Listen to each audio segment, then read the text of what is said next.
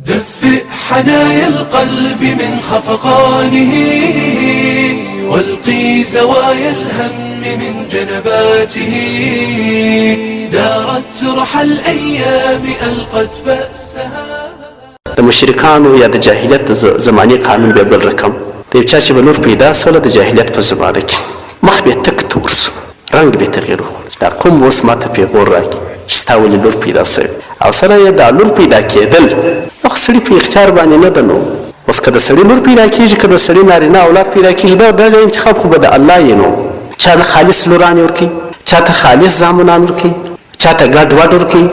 بعضې لوران بعضې نارینه اولادونه، چا ته به هېڅ شی هم نه ورکوي. داسې وچ کسان هم دا دنیا کې ګرځي. دا ځینې سپین سران یې ګوره که تاسو لیدلي دا ځینې ښځې ملامت یو ښځه راواده سوله دا د راغله خو نو ښه دی د هغه یې نصیب دی دی هلک ته یوه لور دوې لور درې لورانې یې وزېږولې دلته نو دا سپین سرې خوښې ورته جوړېدلې وایي ته ولې لورانې راوړې و دې ښځې ته وایي وایي ته ولې لورانې راوړې وایم دغه لورانې راوړل که د دغې ښځې کار یي نو خدای سړی یې ملامته کړي چې ته ولې لورانې راوړې وایم که دا د خدای کار یې نو چې خدای دغې ښځې ته لورانې ورکوي یا دې سړي ته لورانې ورکوي نو په دې کې دا ښځه ملامته داسې کسان هم دلته موجود دي چې انسان په داسې کار سره ملامتوي چې د هغه انسان په کښې هېڅ مداخله نه وي. نو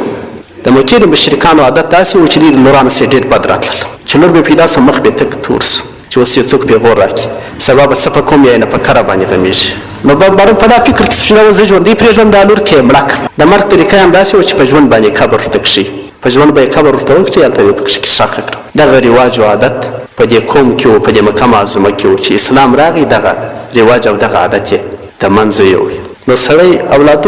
اولادونه د خدای تعالی نعمتونه دي که نارینه دي که ښځینه دي بس سړی خوشحاله کېږي که نر اولاد دي که ښځه اولاد سړي ته دعا کوي چې لمونځ کوي نفلات کوي روژې نیي سړی په ثواب ورشریک دی پس نو او که سړی لمونځ ور وښیي که تر هره وخته لمونځ کوي سړی په ثواب باندې ورشریک که سړی نفقه ور باندې وکړي بس سړی په ټولو باندې خوشحاله کېږي. خامخا دا نه معنی چې اوس زما له نارینه یا به دغې د اولادو به سړی فرق هم نه کوي. دا ځینې کسان خو د اولادو فرق هم کوي که تاسو لیدلي خدای تعالی خو فرق کړی د نر و ښځې دوې ښځې پر یوه نر باندې شمار دي په میراث کې په شاعرۍ کې دوې ښځې پر یوه نر باندې شمار دي. ښځه قضاوت نسي کولی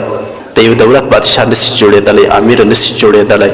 د کور کار به کوي د بیبان کارونه به نارینه کوي. دا حق و حقوق خو اسلام ورته ټاکلي دي خو په دا ظاهري هیبه کې چې سړی و اولادو ته یو شی ورکوي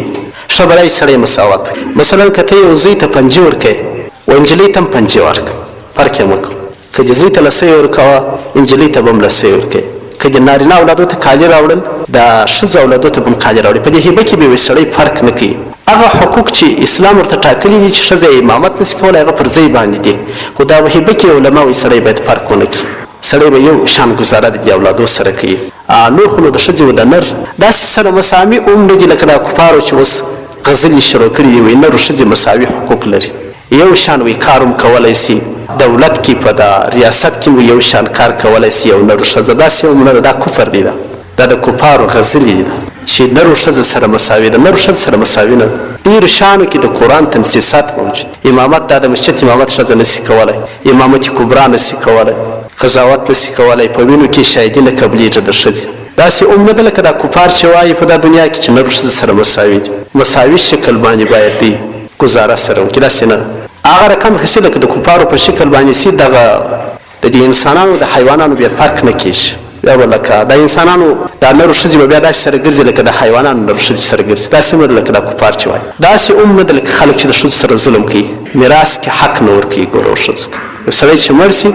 په میراث کې د اولادونه حق لري نارینه و ښځینه یو نر پر دوو ښځو شمار دي خلکو د میراث څخه محرومه کړي دي داسې هم نه ده لکه دا خلک چې ولورونه خوري ښځه په نکاح باندې ورکړي دا پیسې خو د دې ښځې دي خود به خپل کار په کوي یا به حج ته په ځي یا به بل کار په کوي خلک یې ولور خوري.